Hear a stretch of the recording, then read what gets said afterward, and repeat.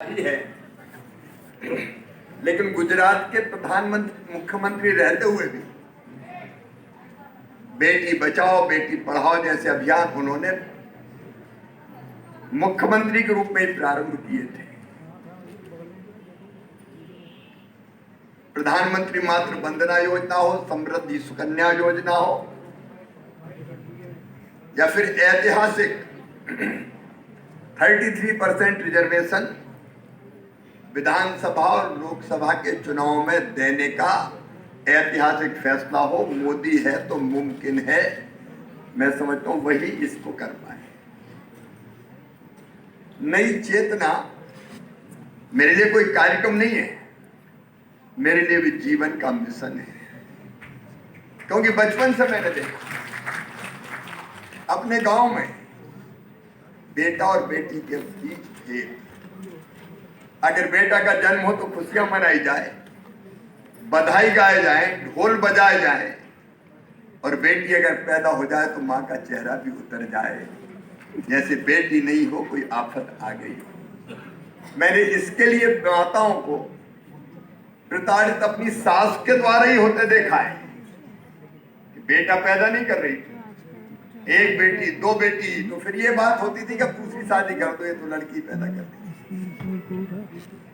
मैंने ये भी देखा अपनी आंखों से कि पति पत्नी में अगर झगड़ा हो जाए तो पतिदेव थप्पड़ या लाठी भी अपनी पत्नी को मारते थे, और बीच में कोई बचाने नहीं आता था, कहता था उसकी औरत है, मारे चाहे पीटे। और ये बात मन को बड़ी तकलीफ देती थी, पीड़ा देती थी। एक ही परमात्मा ने, एक ही भगवान ने स्त्री और पुरुष दोनों बनाई। अरे बैठ जाओ भैया। बेटा और बेटी एक माँ की कोख से ही जन्म लेते हैं, फिर बेटी के साथ भेदभाव क्यों?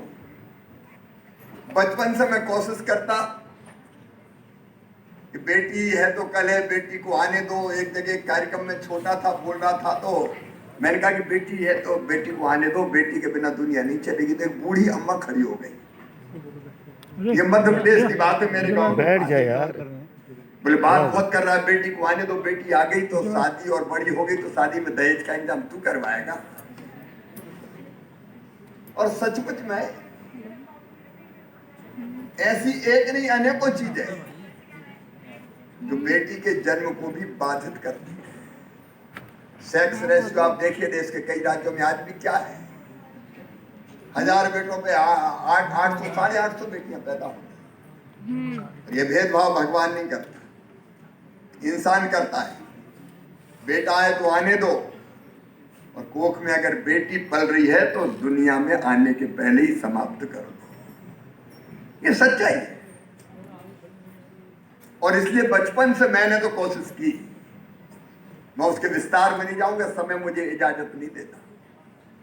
लेकिन जब मध्य प्रदेश का मुख्यमंत्री बना तो सबसे पहली मैंने योजना बनाई थी लाडली लक्ष्मी योजना।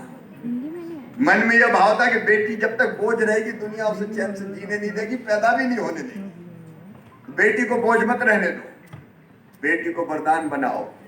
और तब मन में यह भाव आया कि बेटी अगर धरती पर पैदा हो तो मध्य प्रदेश की धरती पर, क्योंकि मैं मध्य प्रदेश का सीएम था, लखपति पैदा होना चाहिए। और जब मैंने अफसरों से बुला के कहा कि बेटी लखपति पैदा होगी तो पहले तो उन्हें मजाक समझा, और बाद में जब मैंने कहा कि मैं सीएम हूं तो ये तो हो गई।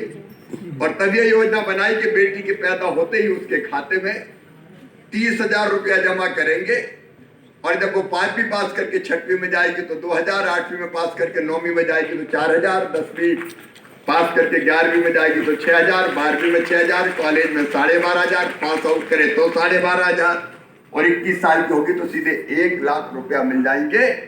बेटी लखपति ही पैदा हो। और आज मुझे बता दो खुशी है कि मध्य प्रदेश की धरती पर 50 लाख से ज्यादा लाडली लक्ष्मी बेटियां हैं।